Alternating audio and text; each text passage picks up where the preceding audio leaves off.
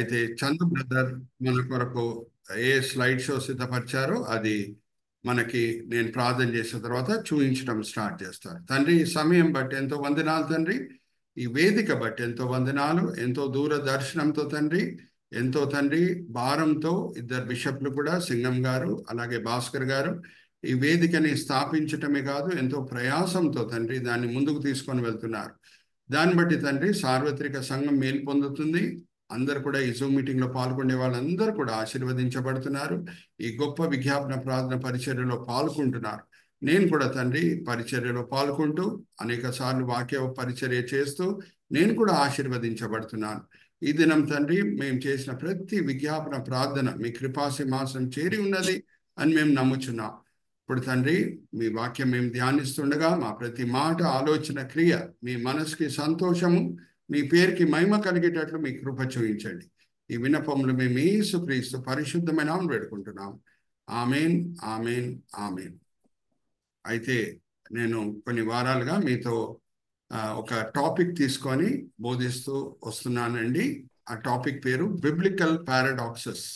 Paradox అంటే అది ఒకే సెంటెన్స్లో are ఒకే వ్యక్తిలో రెండు వ్యతిరేకమైన విషయాలు చూడండి. ఒక సెంటెన్స్లోనే వ్యతిరేకమైన విషయాలు చూస్తే, హాట్ ఐస్ అని చూస్తే మనకి వెంటనే ఇదేంట్రా హాట్ ఐస్ అనే ఉన్నది ఎట్లా స్టేట్మెంట్ ఉంటుంది అని మనకి డౌట్ వస్తుంది. అలాగే this is the beginning of the end అనగానే ఇది సమాప్తంకి ప్రారంభం. This are all called paradoxical sentences. అలాగే paradoxical attitude is also there. మీరు భయంతో మీ సాక్ష్యం పంచుకోండి అనే మాట మనం 1 పేతురు 15వ వచనంలో చదువుకున్నాం. జస్ట్ ఉదాహరణకు నేను చెప్తున్నాను.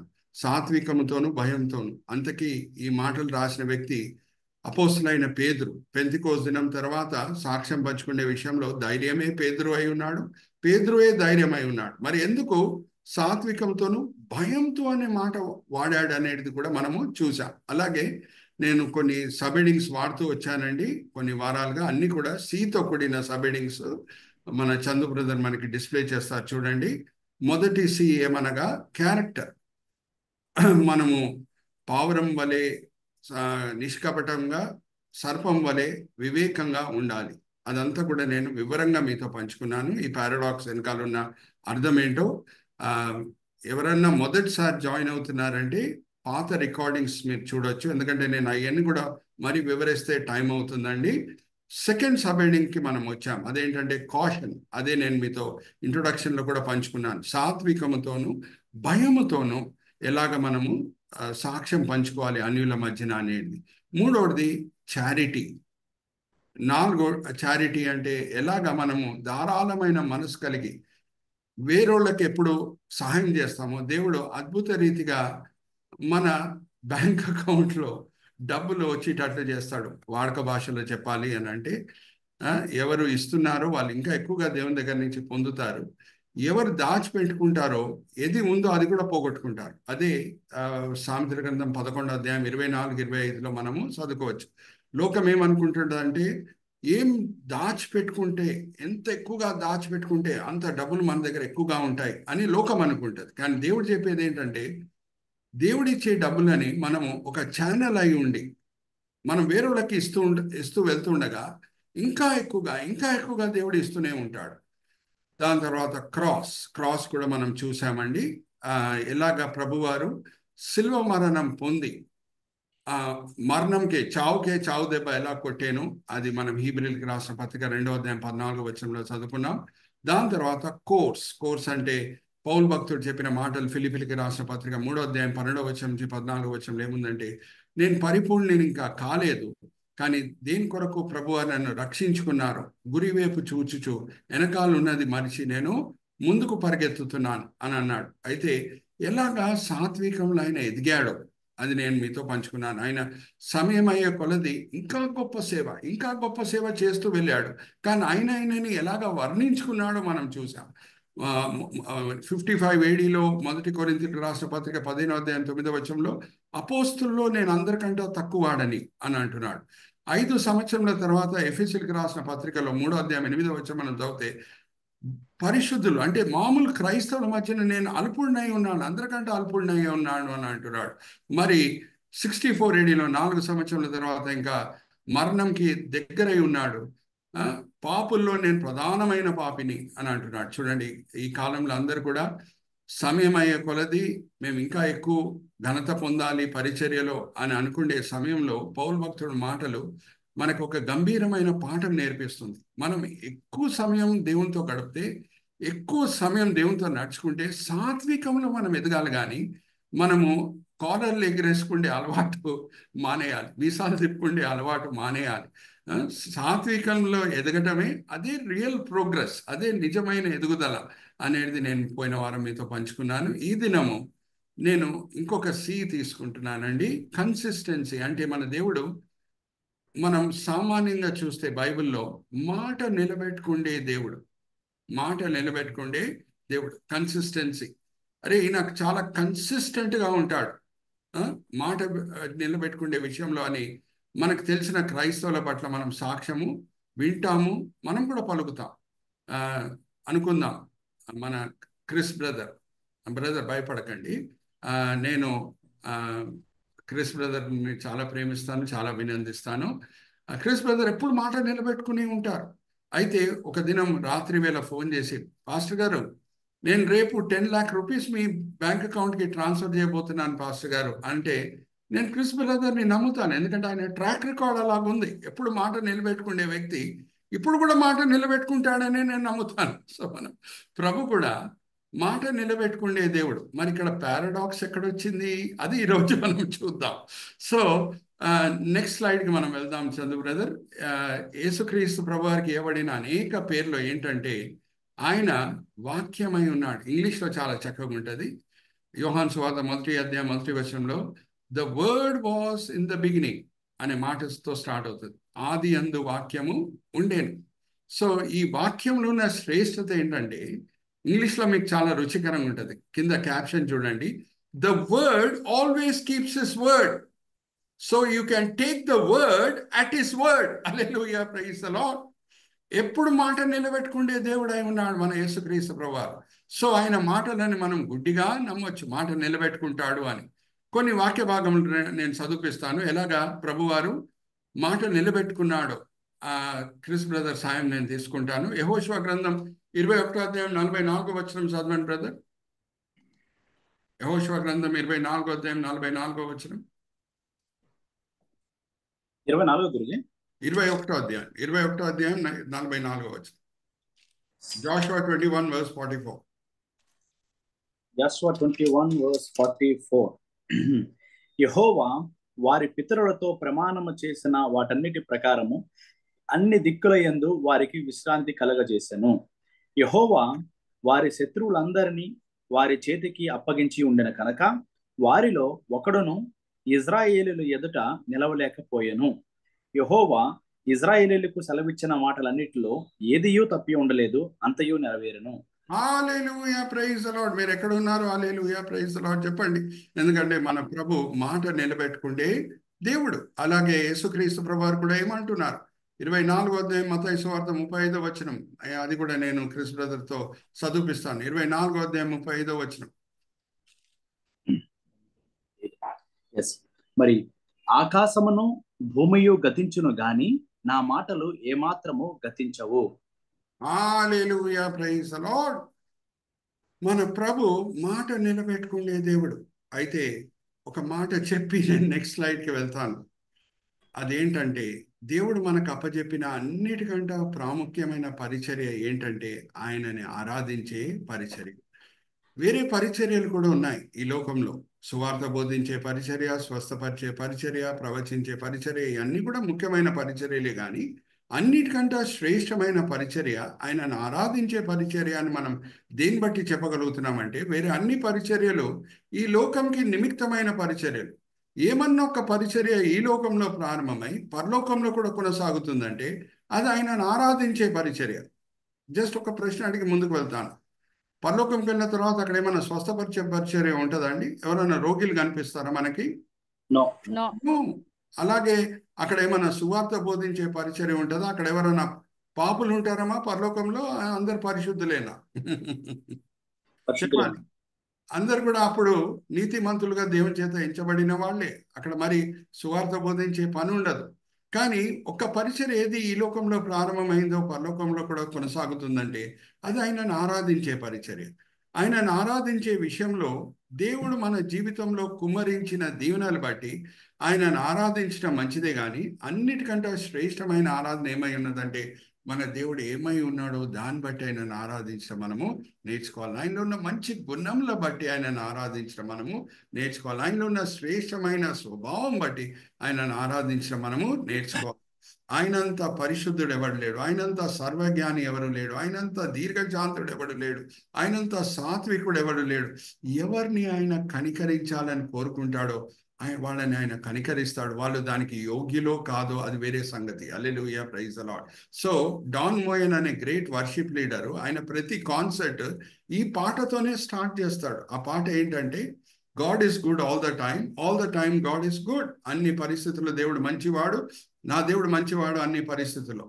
అది ఆయన సొంత తెలివితేటలతో రచించిన పాట కాదు, దానికి వాక్య ఆధారం ఉంది. అది కూడా క్రిస్ బ్రదర్తో నేను చదివిస్తాను. నిర్గమకాండం 33వ అధ్యాయము 18, 19 వచనాలు. నిర్గమకాండం 33, 18, 19. ఇప్పుడు నేను ఒక విషయంకి రాబోతున్నాను. దేవుడు మాట నిలబెట్టుకోడండి. అబ్బో, ఎప్పుడు చూద్దాం. ఇప్పుడు 33వ అధ్యాయం 18, 19. ఓకే. అతడు దయచేసి నీ మహిమను నాకు చూపుమనగా ఆయన నా మంచితనమంతయు నీ ఎదుట కనపరిచెదను, యెహోవా అను నా నామమును నీ ఎదుట ప్రకటించెదను. నేను కరుణించు వారిని కరుణించెదను, ఎవని యందు కనికరపడెదను వాని యందు కనికరపడెదను. మరియు ఆయన నీవు నా ముఖము చూడజాలవు, ఏ నరుడు నన్ను. చాలా బ్రదర్, ఎవరి పట్ల నేను కనికరం చూపించాలని కోరుకుంటున్నాను వాళ్ళ పట్ల నేను కనికరము చూపిస్తాను. ఇప్పుడు ఒక షాకింగ్ స్టేట్మెంట్ నేను మీ ముందు తీసుకొని వస్తున్నాను వాక్యంని ఆధారం చేసుకొని. దేవుడు మాట నిలబెట్టుకోడు అప్పుడప్పుడు. ఏంటి దేవుడు ఇప్పటివరకు మాట నిలబెట్టుకుంటారు అని పాస్టర్ గారు చెప్పారు, సురేష్ గారు. ఇప్పుడు మాట నిలబెట్టుకోడా? ఇది పారాడాక్సికల్గా ఉందే అని మీకు ఒక సందేహం పుడుతుంది. ఇప్పుడు నెక్స్ట్ స్లైడ్ నేను మీకు చూపిస్తున్నాను, చూడండి.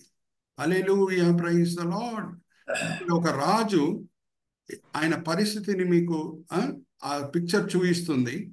ఆయన ఎంత దీనమైన పరిస్థితిలో పశ్చాత్తాపం పొంది ఇరిగి నలిగిన మనసుతో ఆయన దేవుని దగ్గర క్షమాపణ కోరుకుంటున్నాడు. Let's go to the next slide brother. Let's go to the next slide Chandu brother. ఇక్కడ మీరు చూడండి, యోనా ప్రకటించాడు నినేవే పట్టణము 40 దినంలో నాశనం అయిపోతుంది అని. కానీ ఎప్పుడు నినేవే ప్రజలు అందరూ కూడా రాజు దగ్గర నుంచి ఒక దాసుడు వరకు ఎప్పుడు మారు మనసు పొందారో దేవుడు మాట నిలబెట్టుకోలేదు. హల్లెలూయా, ప్రైజ్ ది లార్డ్. ఎందుకంటే దేవుడు ముందు 2 దారులు ఉంటే, మాట నిలబెట్టుకునే దారి, ఎవరు కనికరించే దారి, 2 ఆయన ముందుంటే ఆయన కనికరించే దారి కోరుకుంటాడు. హల్లెలూయా, praise the Lord. Are you all understanding? ఎవరి పట్ల నేను కనికరం చూపించాలని కోరుకుంటున్నానో వాళ్ళ పట్ల నేను కనికరం చూపిస్తాను అని దేవుడు సెలవిస్తున్నాడు. యోనా ప్రకటించింది ఏంటి? 40 దినంలో నినెవే పట్టణం నాశనం అయిపోతుంది. ఇంకా యోనాకి ప్రెస్టీజ్ ఫ్యాక్టర్ కూడా వచ్చేస్తుంది దేవుడు క్షమించిన తర్వాత. ఎందుకంటే ద్వితోపదేశకాండం 18వ అధ్యాయము 21, 22లో మనం చదివితే ఏ ప్రవక్త మాటలు నెరవేర్చబడవో ఆయన నిజమైన ప్రవక్త కాదు అని దేవుడు రాపించాడు. సో నేను నిజమైన ప్రవక్తని కాదా అని ఆయనకి కోపం వచ్చేస్తుంది. ఇంకా కొంచెం లోతులు వెళ్తున్నాను, ఎందుకంటే యోనా గ్రంథం గురించి మనం ఇప్పుడు ధ్యానిస్తున్నాం కాబట్టి. యోనా ఎందుకు నినెవే పట్టణంకి వెళ్ళాలి అని కోరుకుంటలేడు అంటే అక్కడ భయమా? ఆయన నన్ను చంపేస్తారని భయమా? అక్కడ క్రూరమైన ప్రజలు ఉన్నారని భయమా? ఆయనకి ప్రాణం గురించి అంత భయం ఉంటే నన్ను పడవ నుంచి ఎత్తి పారేయండి అని ఎందుకు అంటాడు? నీళ్ళలో వేసేయండి అని ఎందుకు అంటాడు? అందుకే ఆయనకి మరణం అంటే అంత భయం ఉంటే అది కాదు. మనం కొంచెం లోతులు వెళ్దాం. బైబిల్లో ఆశ్చర్యమైన విషయాలు దేవుడు మనకి బయలుపరిచే దేవుడై ఉన్నాడు. యోనా దేవుడు కనికరించి వాళ్ళని క్షమించినప్పుడు ఎలాగా స్పందిస్తున్నాడు అనే మాట అది చూస్తే మనము మరి చరిత్ర లోతుకి వెళ్ళుటకు మార్గం సరళపరచబడుతుంది. ఒక్కసారి తీద్దామా యోనా గ్రంథం 4వ అధ్యాయం 1, 2 వచనాలు. యోనా గ్రంథము 4వ అధ్యాయము మొదటి 2 వచనాలు. యోనా దీన్ని చూచి బహు చింతాక్రాంతుడై కోపగించుకుని, యెహోవా, నేను నా దేశమందుండగా ఇట్లు జరుగునని నేను అనుకుంటుని కదా, అందువలననే నీవు కటాక్షమును జాలియు బహుశాంతమును అత్యంత కృపగల దేవుడై ఉండి పశ్చాత్తాపడి కీడు చెయ్యక మానుదువని నేను తెలుసుకొని దానికి ముందుగానే తర్షీషునకు పారిపోతుని.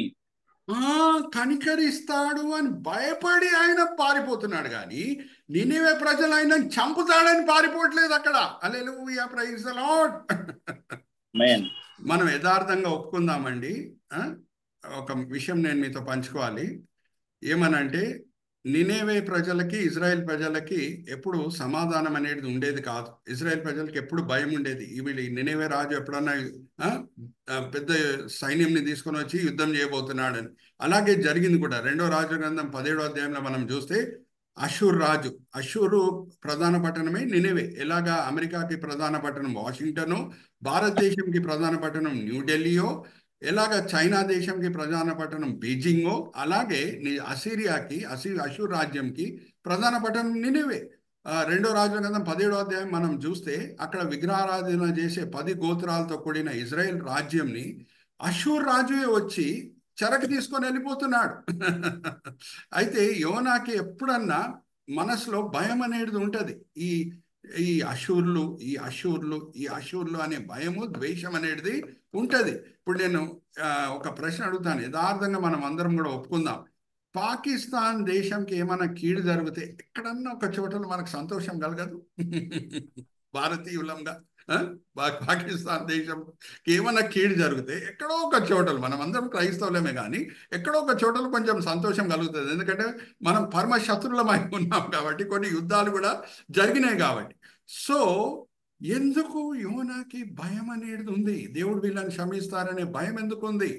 ఎందుకంటే ఆయన ఎవరికి దేవుడు కనికరం చూయించకూడదు, ఎవరు దేవుని కనికరంకి అర్హులు కాదో వాళ్ళ పట్ల దేవుడు కనికరం చూశాడు కాబట్టి. హల్లెలూయా, ప్రైజ్ ది లార్డ్. ఎక్కడ చూశాడు మనం చూద్దాం ఒకసారి. మరి క్రిస్ బ్రదర్ సాయం నేను తీసుకుంటున్నాను. 2వ రాజుల గ్రంథం 14వ అధ్యాయము. 2వ రాజుల గ్రంథం, Chandu brother, let's look at that slide also. 2వ రాజుల గ్రంథం 14వ అధ్యాయం 23వ వచనం నుంచి చదివినిపిస్తారు క్రిస్ బ్రదర్. ఆ యెరోబోము రాజు ఎటువంటి వ్యక్తి అనేది మనం చూద్దాం. 14వ అధ్యాయం 23వ వచనం నుంచి. యూదా రాజును యోవాషు కుమారుడునైన అమజ్య ఏలుబడిలో 15వ సంవత్సరమందు ఇజ్రాయేలు రాజైన యెహోయాషు కుమారుడగు యెరోబాము షోమ్రోనులో ఏలనారంభించి 41 సంవత్సరములు ఏలెను. ఇతడు ఇజ్రాయేలు వారు పాపము చేయుటకు కారకుడగు నెబాతు కుమారుడైన యెరోబాము చేసిన పాపములను విడవక అనుసరించి యెహోవా దృష్టికి చెడుతనము జరిగించెను. ఈ యెరోబోము యెరోబోము రాజు ఒకడు, యెరోబోము రాజు రెండో వాడు కూడా మొదటి వాడు అంటేనే లెక్కనే దుష్టుడు, విగ్రహారాధికుడు అనే మాట మనం లేఖనంలో చదువుకోవచ్చు. ఇంకా చదవండి బ్రదర్. గత్ హెపెరు ఊరి వాడైన అమిత్తయికి పుట్టిన తన సేవకుడైన యోనా అను ప్రవక్త ద్వారా ఇజ్రాయేలు దేవుడగు యెహోవా సెలవిచ్చిన మాట చొప్పున ఇతడు హమాతునకు పోవు మార్గము మొదలుకొని మైదానపు సముద్రం వరకు ఇజ్రాయేలు వారి సరిహద్దును మరలా స్వాధీనము చేసుకొనెను. ఏలయనగా అల్పులేమి ఘనులేమి ఇజ్రాయేలు వారికి సహాయులెవరునూ లేకపోయిరి. యెహోవా ఇజ్రాయేలు వారు పొందిన బాధ ఘోరమైనది అనుకొనెను. ఇజ్రాయేలను పేరు ఆకాశం కింద నుండి తుడిచి వేయునని యెహోవా సెలవిచ్చి ఉండెను కనుక యెహోయాషు కుమారుడైన యెరోబాము ద్వారా వారిని రక్షించెను. Hallelujah, praise the Lord. అంతకీ ఈయన ఎవరు? మంచోడా ఈ యెరోబాము 2? దుష్టుడు. Are you all understanding? దుష్టుడు, విగ్రహారాధికుడు, కానీ కనికరించే దేవుడు. ఇజ్రాయెల్ ప్రజలను చూస్తున్నాడు, వాళ్ళని సిరియా రాజు ఎలాగ పీడిస్తున్నాడు, బాధ పెడుతున్నాడో చూస్తున్నాడు, కనికరిస్తున్నాడు. అందుకు ఈ దుష్టుడిని కూడా వాడి సిరియా రాజుతో యుద్ధం చేసి మరి పోగొట్టుకున్న భూమిని తిరిగి పొందేటట్లు దేవుడు కృప చూపిస్తున్నాడు. హల్లెలూయా, ప్రైజ్ ది లార్డ్. ఎవరి ద్వారా ప్రవచించాడంట? యోనా ద్వారా. యోనా దేవుని కనికరంని చూసి ఉన్నాడు. హల్లెలూయా, ప్రైజ్ ది లార్డ్. ఎవరికి దేవుని కనికరం పొందుటకు అర్హత లేదో దాని పట్ల ప్రవచించిన వ్యక్తి అయి ఉన్నాడు యోనా. అందుకే ఆయన మనసులో భయం ఉంది. అయ్యో, ఈ నినివే ప్రజలు మారు మనసు పొందితే దేవుని ఉగ్రత వాళ్ళ మీద రాదే, దేవుని ఉగ్రత వాళ్ళ మీద రాకుండా ఉంటే వాళ్ళు బతికే ఉంటారే, వాళ్ళు బతుకున్నప్పుడంతా కూడా మనకి తలనొప్పిగా ఉంటారే అనే భయము యోనా మనసులో ఉంది. Hallelujah, praise the Lord. Are you understanding? Are you all with me? ఎందుకు యోనా పారిపోయాడు? ఆయన చంపి వేసేస్తారు నినివే ప్రజలని భయం కాదు. ఆయనకు భయం ఏంటంటే దేవుడు కనికరించి వీళ్ళని క్షమిస్తాడు అని. Are you all understanding? So దేవుడు మాట నిలబెట్టుకునే దేవుడు కానీ ఆయన ముందు రెండు దారిలు ఉన్నప్పుడు మాట నిలబెట్టుకొని ఒక వ్యక్తిని శిక్షించే దారి, ఇంకొకటి ఆ వ్యక్తి మారు మనసు పొందినప్పుడు ఆయన పట్ల కనికరం చూపించే దారి. ఈ రెండు దారి దేవుని ముందు ఉంటే ఆయన రెండో దారినే కోరుకుండే దేవుడై ఉన్నాడు. ఆ వ్యక్తి మారు మనసు పొందాడా? క్షమాపణ పొందుతున్నాడా? ఇరిగి నాలుగి మనసుతో ప్రార్థన చేస్తున్నాడా? ఎస్, ఆయన నా ఉగ్రతకి అర్హుడే, కానీ నేను ఆయనను శిక్షిస్తానని మాట కూడా ఇచ్చాను, కానీ నా మాటను కూడా నేను నిలబెట్టకుండా ఆయనను క్షమిస్తాను అని అంటాడు. హల్లెలూయా, praise. What a blessed paradox it is. One of the most blessed paradoxes, is it not, of God's character? So, యోనా దాన్ని బట్టి ఆయనకి కోపం వచ్చేస్తుంది. ప్రభా, నేను అక్కడే అనుకున్నా, నువ్వు యెరోబోం లాంటి రాజునే కనికరించి ఆయనను వాడుకున్నావు, ఇజ్రాయేలీలకి తిరిగి ఆ భూమి వచ్చేటట్లు చేశావు, ఆ విషయంలో నేనే ప్రవచించాను. ఒకసారి ఆలోచించండి అండి. యోనా ఆ రోజు ఎలాగ ప్రవర్తించి ఉండొచ్చు? ప్రవక్త వస్తున్నాడంటే యూజువల్గా రాజులందరూ కూడా అందరికి భయం వేసేది. ఒక ప్రవక్త ఒక పట్టణం లోపల వస్తున్నాడు అని అంటే, అమ్మో, దేవుని ఉగ్రతతో కూడిన సందేశం తీసుకొని వస్తున్నాడా అని భయపడేవారు. మనం ఒక వాక్య భాగం నేను చదివిస్తున్నాను. మొదటి సామెయలు 16వ అధ్యాయము 3-4 వచనాలు మనం చదివితే, సామెయలు ప్రవక్త ఎప్పుడు బెత్లెహేం పట్టణం లోపల వస్తాడో ఆ బెత్లెహేం పట్టణం నాయకులందరూ కూడా భయపడి వస్తారంట. అయ్యో, ఉగ్రతతో కూడిన సందేశం ఏమన్నా నువ్వు తీసుకొని వచ్చావా? మా వలన ఏమన్నా తప్పైందా? ప్రవక్తను చూస్తే అలాగా ప్రజలు భయపడేవారంట. ఒకసారి చూద్దామా? మొదటి సామెయలు గ్రంథం 16వ అధ్యాయం 3-4 వచనాలు. యెషయిని బలి అర్పణకు పిలువము, అప్పుడు నీవు చేయవలసిన మొదటి 2 వచనాలు చదువుదాం. 4వ వచనం చదువుతాను. యెహోవా ఇచ్చిన సెలవు చొప్పున బెత్లెహేమునకు వెళ్ళెను. ఆ ఊరి పెద్దలు అతని రాకకు భయపడి, సమాధానంగా వచ్చుచున్నావా అని అడగగా అతడు సమాధానముగానే వచ్చి తిని. భయపడి ఒకసారి యోనా పరిస్థితిని మీరు ఆలోచించండి. ఉదయం వేళ ఆయనకి ఒక సందేశం వస్తుంది, నువ్వు సమేరియా పట్టణంకి వెళ్ళి సందేశం ప్రకటించాలి. సమేరియానే ఇజ్రాయెల్ దేశంకి ప్రధాన పట్టణం. ఆ 10 గోత్రాల ఇజ్రాయెల్ రాజ్యంకి ప్రధాన పట్టణం సమేరియా, 2 గోత్రాల యూదా రాజ్యంకి ప్రధాన పట్టణం యెరూషలేం. సో ఈ యెరోబోం రాజు యెరూషలేంలో లేడు, కానీ సమేరియా పట్టణంలో ఉన్నాడు.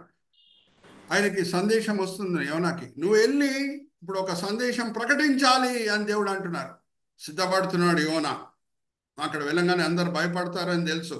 ఉగ్రతతో కూడిన సందేశం నేను ఇప్పుడు బోధించబోతున్నాను, ప్రవచించబోతున్నాను, అందరు కూడా సాగిలపడతారు నా ముందు అని ఆ ఆలోచన కలిగి ఉన్నప్పుడు దేవుడు వచ్చి అంటున్నారు, కనికరంతో కూడిన సందేశం నువ్వు ప్రకటించాలి, ప్రవచించాలి యోనా అనగానే ఎలాగ షాక్ అయి ఉంటాడు ఒకసారి ఆలోచించండి యోనా.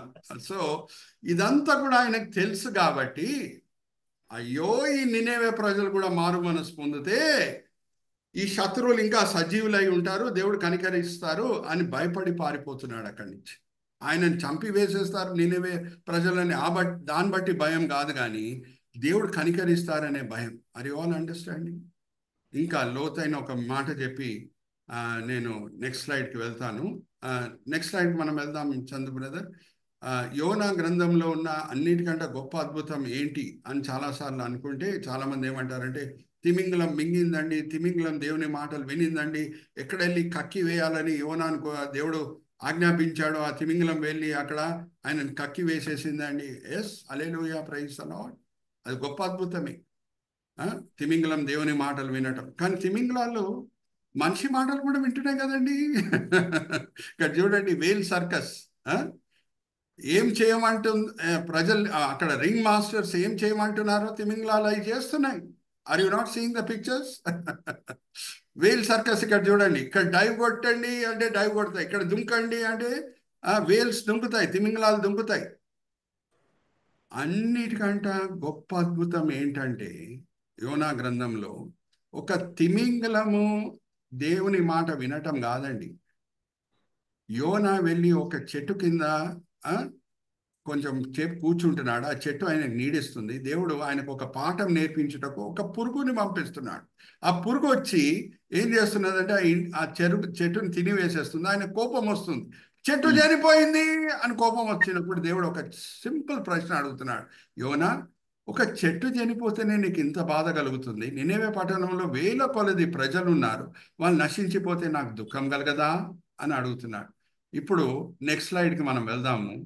అన్నిటికంటే గొప్ప అద్భుతం ఏంటంటే తిమింగలం దేవుని మాటలు వినటం కాదు, ఒక చిన్న పురుగు దేవుని మాటలు వినటం. Hallelujah, praise the Lord. Whale circus ని మనం చూస్తాం, కానీ ఇన్సెక్ట్ సర్కస్ ని మీరు ఎక్కడన్నా చూసారంటే నాకు కూడా చెప్పండి, నాకు కూడా చూడాలని ఉంది. ఇక్కడ చూడండి, ఆ పురుగు ఎలాగా దేవుని మాటలు విని ఆ దేవుని మాటల ప్రకారంగా చేసిందో. చిన్న పురుగు, విచ్ ఇస్ గ్రేటర్ మిరాకిల్. వేల్ తిమింగలం దేవుని మాటలు వినటమా, లేకపోతే చిన్న పురుగు దేవుని మాటలు వినటమా? ఎందుకంటే తిమింగలాలు మనుషుల మాటలు కూడా వింటున్నాయి ఇప్పుడు. కానీ ఎక్కడన్నా చిన్న పురుగుని ఏ రింగ్ మాస్టర్ అన్న సర్కస్లో ఇక్కడ దుంకు అక్కడ దుంకు అని దుంకుపించగలుగుతాడా? లేదండి. అన్నిటికంటే గొప్ప అద్భుతం ఏంటంటే చిన్న పురుగు దేవుని మాట విని ఆ చెట్టును తింటుంది. Hallelujah, praise the Lord. Are you all with me? ఇక్కడ బ్లెస్సెడ్ పారాడాక్స్ ఏంటంటే మాట నిలబెట్టుకునే దేవుడు మాట నిలబెట్టుకోలేదు.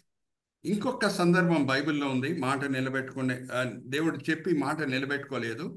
అది చూయించి, అది బ్లెస్సెడ్ పారాడాక్స్. నేను ఈ దినం సందేశాన్ని ముగిస్తాను. Let's go to the next slide brother. హెజెకియా రాజు ప్రారంభంలో చాలా సాత్వికుడు, చాలా మంచివాడు.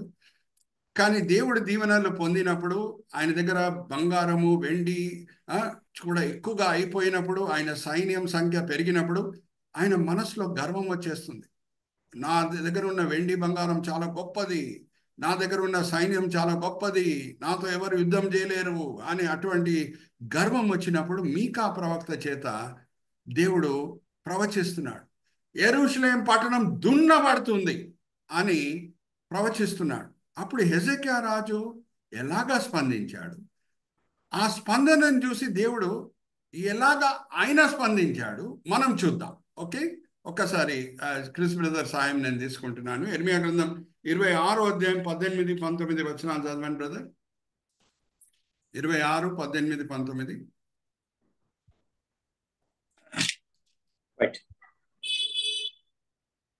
యూదా రాజైన హిజ్కియా దినములలో మోరాష్తీయుడైన మీకా ప్రవచించుచూ ఉండెను. అతడు యూదా జనులందరితో ఇట్లు ప్రకటించుచూ వచ్చెను, సైన్యములకు అధిపతియగు యెహోవా ఇలాగు సెలవిచ్చుచున్నాడు, చేను దున్నబడునట్లు మిమ్మును బట్టి సియోను దున్నబడును, యెరూషలేము రాళ్ల కుప్పలగును, మందిరమున్న పర్వతము అరణ్యములోని ఉన్నత స్థలము వలె అగును. అట్లు పలికినందున యూదా రాజైన హిజ్కియా అయినను యూదా జనులందరిలో మరి ఎవడైనను అతన్ని చంపిరా? యెహోవా వారికి చేసదనని తాను చెప్పిన కీడు చెయ్యక సంతాపపడినట్లు రాజు యెహోవా యందు భయభక్తులు కలిగి యెహోవా దయను వేడుకొందను కదా. మనము ఈ కార్యము చేసిన ఎప్పుడు హెజెకియా రాజు ఆయన ప్రజలు మారు మనసు పొందారు. హల్లెలూయా, ప్రైజ్ ది లార్డ్. దేవుడు ఆయన మాట నిలబెట్టుకోలేదు. యెరూషలేం పట్టణము దున్నబడుతుంది, నాశనం అయిపోతుంది, ఆలయం తగలబెట్టబడుతుంది అని చెప్పిన మాటలు దేవుడు నెరవేర్చలేదు. ఎందుకు?